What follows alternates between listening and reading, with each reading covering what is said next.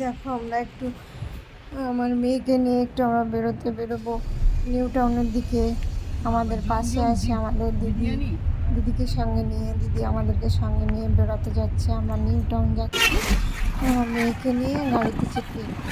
ওখানে কিছু নার্সারি থেকেই কিছু চারা গাছ আনার জন্য, তাই একটু বেরু করতে বেরোলাম।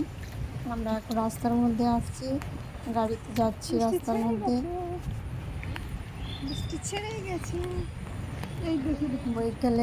বৈকালবেলার দিন, কি সুন্দর মেঘলা মেঘলা আকাশ, হালকা হালকা বৃষ্টি ঝরছে। বৃষ্টির মাঝে আমরা বেরোতে গেলাম, কি সুন্দর আবহাওয়া।